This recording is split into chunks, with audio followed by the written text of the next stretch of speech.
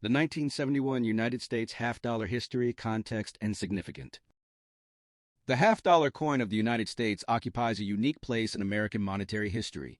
Larger and heavier than most circulating coins, it has often served as both a practical medium of exchange and a symbolic object reflecting national ideals, artistic trends, and political moments. The 1971 United States half-dollar is especially important because it represents a turning point. It was the first half-dollar issued for circulation after the complete removal of silver from the denomination. More than just a coin dated 1971, it marks the United States' full transition into the modern fiat currency era and reflects changing economic realities, public sentiment, and minting philosophy. This essay explores the history of the 1971 half-dollar, tracing its roots through earlier half-dollar designs, the circumstances surrounding the Kennedy half-dollar, the economic forces that led to the elimination of silver, the design and minting of the 1971 issue, its circulation and public reception, and its long-term legacy in American numismatics. By examining these layers, the 1971 half-dollar emerges not merely as pocket change, but as a historical artifact that captures the spirit and challenges of early 1970s America. Early history of the United States half-dollar. To fully understand the importance of the 1971 half-dollar, it is necessary to look back to the origins of the denomination itself. The half-dollar has been part of U.S. coinage since the Coinage Act of 1792, which established the dollar as the basic unit of American money. Early half-dollars, such as the flowing hair, 1794 to 1795, and draped bust, 1796 to 1807, designs, were struck in silver and modeled closely on European coinage standards. Throughout the 19th century, half-dollars remained a substantial silver coin used widely in commerce. Designs evolved through the capped bust, seated liberty, and eventually the barber half-dollars, 1892 to 1915. Each design reflected changing artistic tastes and national identity, but all shared one essential feature: a high silver content that gave the coin intrinsic value as well as face value. In 1916, the barber design was replaced by the Walking Liberty half-dollar, widely regarded as one of the most beautiful coins ever produced by the United States Mint. Designed by sculptor Adolph A. Wyman, the Walking Liberty half-dollar symbolized optimism and forward motion, themes that resonated strongly with the American public. This design would later influence the modern American Silver Eagle bullion coin. The Franklin half-dollar and the approach of change. In 1948, the Walking Liberty half-dollar was replaced by the Franklin half-dollar, featuring Benjamin Franklin on the obverse and the Liberty Bell on the reverse. While the Franklin design was historically respectful and dignified, it never achieved the widespread admiration enjoyed by its predecessor. Still, it remained a 90% silver coin and circulated widely during the post-World War II economic boom. By the late 1950s and early 1960s, however, the American monetary system was under strain. Rising silver prices, inflation, and increasing industrial demand for precious metals created pressure on the nation's coinage. Silver coins were being hoarded by the public, and the cost of producing them was approaching, or even exceeding, their face value. This looming crisis set the stage for dramatic changes in U.S. coinage, changes that would directly shape the fate of the half-dollar in the years leading up to 1971. The Kennedy half-dollar origins and symbolism. The assassination of President John F. Kennedy on November 22, 1963, shocked the nation and left a deep emotional scar on the American psyche. In the aftermath, there was an overwhelming public desire to memorialize the fallen president. Within weeks, Mint officials and Treasury leaders proposed placing Kennedy's portrait on a circulating coin. The half-dollar was chosen because it was prestigious, but less disruptive than altering the cent or quarter. The Franklin half-dollar was discontinued after a relatively short run, and in 1964, the Kennedy half-dollar was introduced. The obverse portrait of Kennedy was designed by Gilroy Roberts, chief engraver of the U.S. Mint, while the reverse, featuring the presidential seal, was created by Frank Gasparo, assistant engraver. The coin was struck in 90% silver, like its predecessors. Public reaction was intense. Americans hoarded Kennedy half-dollars almost immediately, both as mementos and as perceived investments. As a result, despite massive mintages, the coins rarely circulated. The decline of silver coinage. The Kennedy half-dollar entered circulation during a period of major transformation in U.S. monetary policy. By 1965, silver shortages had become severe enough that Congress passed the Coinage Act of 1965, which fundamentally reshaped American coinage. Under this act, dimes and quarters were changed from 90% silver to copper-nickel-clad compositions. The half-dollar was reduced to 40% silver, outer layers of silver bonded to a copper core. The dollar coin temporarily retained silver, though in limited forms. Between 1965 and 1970, Kennedy half-dollars contained 40% silver. While this was less than earlier issues, it was still enough to encourage hoarding. As silver prices continued to rise, even these reduced silver coins vanished from everyday use. By the end of the 1960s, it became clear that silver had no future in circulating U.S. coinage. The economic logic was unavoidable. Coins were no longer meant to be stores of intrinsic metal value, but tokens backed by government authority. The transition to clad coinage. The year 1970 marked the end of silver in circulating Kennedy half-dollars. That year's coins were struck only for collectors and still contained 40% silver. No half-dollars were released into general circulation dated 1970, a fact that often confuses casual collectors. Then came 1971, a year of decisive change. For the first time since the introduction of the Kennedy design, the half-dollar was produced entirely without silver, using the same copper-nickel-clad composition as the dime and quarter. This composition consisted of an outer layer of 75% copper and 25% nickel. A pure copper core.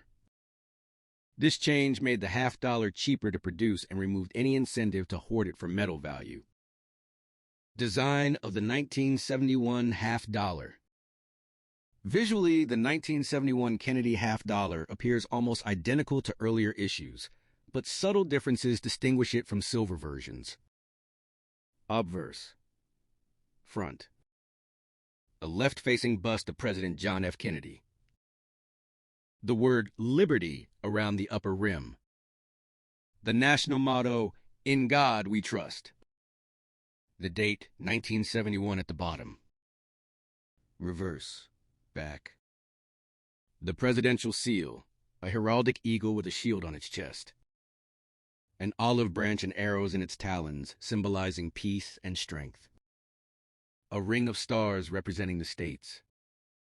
The inscriptions, United States of America and half-dollar. The most noticeable physical difference is the edge of the coin. While silver and 40% silver half-dollars have a uniform silver-gray edge, the 1971 clad coin shows a distinct copper stripe, revealing its layered construction. Minting and production in 1971. The 1971 Kennedy half-dollar was struck at 2 mints. Philadelphia, no mint mark. Denver, D-mint mark. Unlike earlier years, these coins were produced in large quantities specifically intended for circulation. Approximate mintages. 1971, Philadelphia, over 155 million coins. 1971, D, Denver, over 302 million coins. These high numbers reflect the mint's effort to reintroduce the half-dollar into everyday commerce, now that it no longer contains silver. Additionally, special proof versions were struck at the San Francisco Mint for collectors, featuring highly polished surfaces and sharp details. These proof coins were also copper-nickel clad, marking the first time a Kennedy half-dollar proof contained no silver. Circulation and public reception. Despite the mint's intentions, the 1971 half-dollar faced an uphill battle in circulation. By the early 1970s, the half-dollar had already begun to fade from everyday use. Vending machines, parking meters, and cash registers were increasingly designed for smaller denominations, particularly the quarter. Many Americans found the half-dollar inconveniently large and unnecessary. Others still associated the Kennedy half-dollar with memorial value and chose to keep them rather than spend them. As a result, even the base metal 1971 half-dollars failed to achieve widespread circulation. While they did circulate more than earlier Kennedy issues, they never regained the prominence once enjoyed by the half-dollar denomination. The 1971 half-dollar in the context of 1970s America. The year 1971 was pivotal in American economic history. It was the year President Richard Nixon ended the direct convertibility of the U.S. dollar to gold, effectively dismantling the Bretton Woods system. This move confirmed the transition to a fully fiat currency. Seen in this context, the 1971 half-dollar is deeply symbolic. It represents the end of precious metal coinage for everyday use, the shift toward trust in government-backed currency rather than intrinsic value, a broader transformation in how Americans understood money. The coin thus mirrors the economic uncertainties and transformations of the early 1970s, including inflation, changing consumer habits, and evolving technology. Collectability and numismatic value. From a collector's standpoint, the 1971 half-dollar is not rare, but it is historically important. Circulated examples are typically worth only face value. Uncirculated examples, especially those with strong strikes and minimal marks, may carry modest premiums. Proof versions are more desirable, particularly when well preserved. Collectors often seek 1971 half-dollars as the first copper-nickel Kennedy half-dollar, a representative coin of the post-silver era, a key transitional piece in a Kennedy half-dollar collection. Era coins from 1971, such as off-center strikes or double dies, can be significantly more valuable and are actively sought by specialists. Long-term legacy of the 1971 half-dollar. The introduction of the 1971 clad half-dollar set the pattern for all future circulating Kennedy half-dollars. With few exceptions, later issues would be produced mainly for collectors rather than commerce. Over time, the half-dollar became something of a forgotten denomination, still legal, tender but rarely seen in daily transactions. Yet its continued production reflects a respect for tradition and the enduring legacy of President Kennedy. The 1971 issue, in particular, stands as a dividing line. Before it, silver, hoarding, and intrinsic value. After it, base metals, token coinage, and symbolic worth. Conclusion. The 1971 United States half-dollar is far more than a simple coin. It is a historical marker that captures the intersection of memory, economics, and national identity. As the first Kennedy half-dollar struck without silver, it symbolizes the end of an era that began with the earliest days of the Republic and the beginning of a modern monetary system based on trust rather than metal. While it may not be rare or highly valuable in monetary terms, its importance lies in what it represents. The evolution of American coinage, the lasting influence of President John F. Kennedy, and the profound economic changes of the early 1970s. For historians, collectors, and anyone interested in the story of American money, the 1971 half-dollar remains a small but powerful piece of the nation's past. Early history of the United States half-dollar. To fully understand the importance of the 1971 half-dollar, it is necessary to look back to the origins of the denomination itself. The half-dollar has been part of U.S. coinage since the Coinage Act of 1792, which established the dollar as the basic unit of American money. Early half-dollars, such as the Flowing Hair, 1794 to 1795, and Draped Bust, 1796 to 1807, designs, were struck in silver and modeled closely on European coinage standards.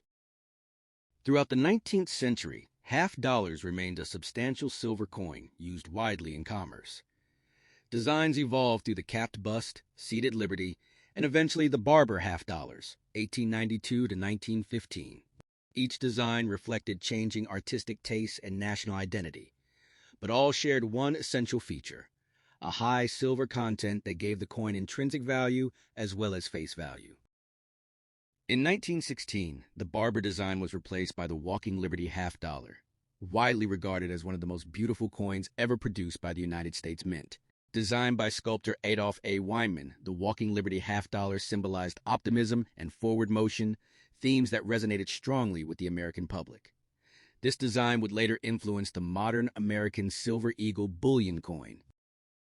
The Franklin half dollar and the approach of change.